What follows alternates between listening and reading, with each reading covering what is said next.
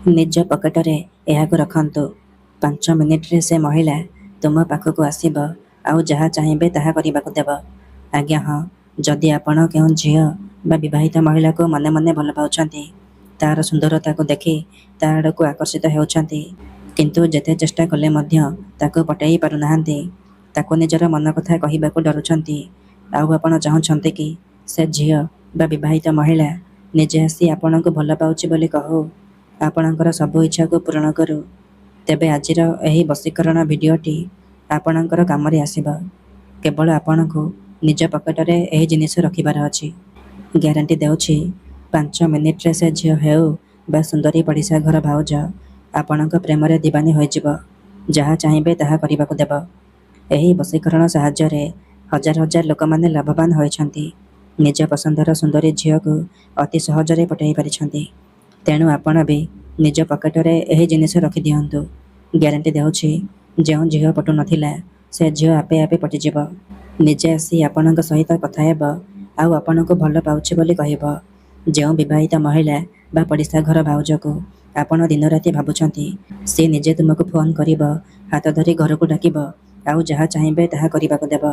ନମସ୍କାର ଦର୍ଶକ ବନ୍ଧୁ, ଏସ୍ ମନ୍ତ୍ର ଚ୍ୟାନେଲରେ ଆପଣମାନଙ୍କୁ ସ୍ୱାଗତ। ଆଜିର ଏହି ଭିଡ଼ିଓଟିରେ ମୁଁ ଆପଣମାନଙ୍କୁ ଶିଖାଇବି ଆପଣ କିପରି ଘରେ ବସି ବସି ଝିଅ ପଟାଇ ପାରିବେ, ସୁନ୍ଦରୀ ପଡ଼ିଶା ଘର ଭାଉଜକୁ ପଟାଇ ପାରିବେ ଆଉ ତାଠାରୁ ନିଜର ମନ ମୁତାବକ କାମ ହାସଲ କରିପାରିବେ। ଏହି ବଶୀକରଣ ଦୁନିଆର ସବୁଠାରୁ ଶକ୍ତିଶାଳୀ ବଶୀକରଣ। ଏହାର ପ୍ରୟୋଗ କେବେ ବି ଖାଲି ଯାଇନି।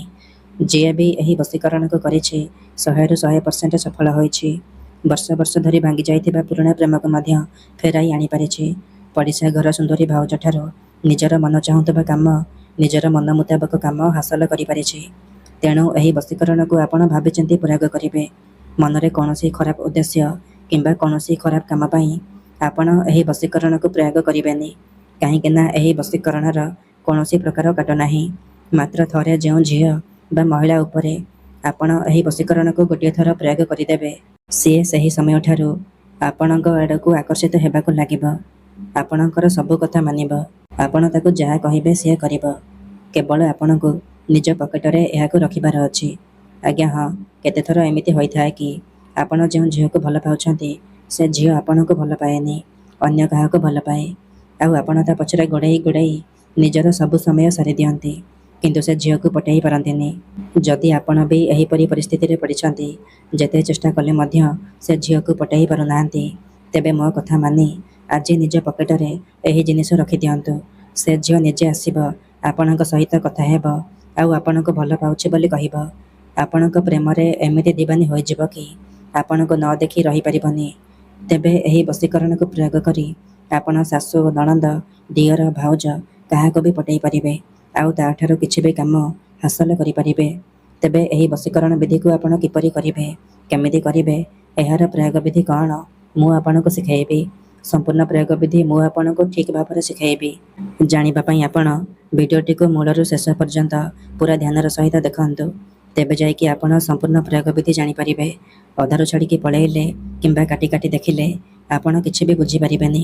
ଆଉ ପରେ କମେଣ୍ଟ କରିବେ, ଗୁରୁଜୀ ଆପଣଙ୍କର ବଶୀକରଣ କାମ କରୁନି।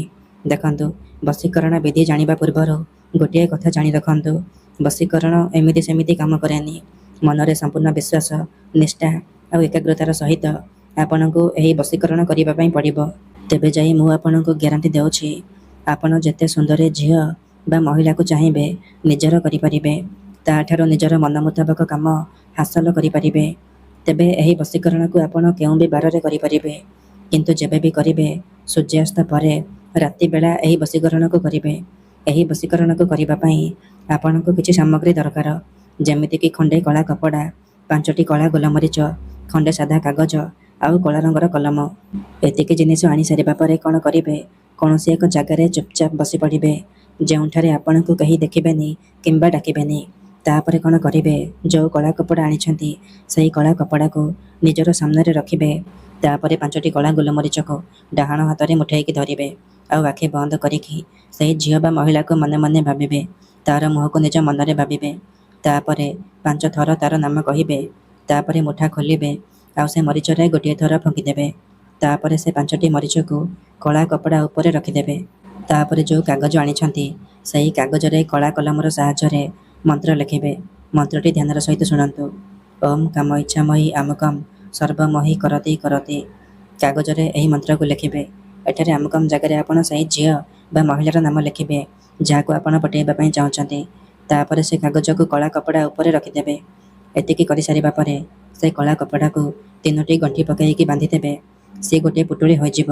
ସେହି ପୁଟୁଳିକୁ ଆପଣ 3 ଘଣ୍ଟା ପାଇଁ ନିଜ ପାଖରେ ରଖିବେ, ନିଜ ପକେଟରେ ରଖିବେ। 3 ଘଣ୍ଟା ପରେ କ'ଣ କରିବେ, ସେହି ପୁଟୁଳିକୁ ନେଇକି କୌଣସି ଏକ ବରଗଛ କିମ୍ବା ଓସ୍ତ ଗଛ ମୂଳରେ ରଖିଦେଇ ଚୁପଚାପ ଘରକୁ ଫେରି ଆସିବେ। ଗ୍ୟାରେଣ୍ଟି ଦେଉଛି, ଏତିକି କରି ଦିଅନ୍ତୁ। ଏହି ବଶୀକରଣକୁ କରିବା ମାତ୍ରେ ସେ ଝିଅ ହେଉ ବା ବିବାହିତା ମହିଳା ଆପଣଙ୍କ ଆଡ଼କୁ ଆକର୍ଷିତ ହେବାକୁ ଲାଗିବ। ଧନ୍ୟବାଦ। ଯଦି ଆପଣମାନେ ଆମେ ବତାଉଥିବା ବଶୀକରଣ ବିଧିକୁ ଠିକ୍ରେ ପ୍ରୟୋଗ କରିପାରୁନାହାନ୍ତି, ତେବେ ତଳେ ଦିଆଯାଇଥିବା ନମ୍ବରରେ ଆମ ସହ ଯୋଗାଯୋଗ କରନ୍ତୁ।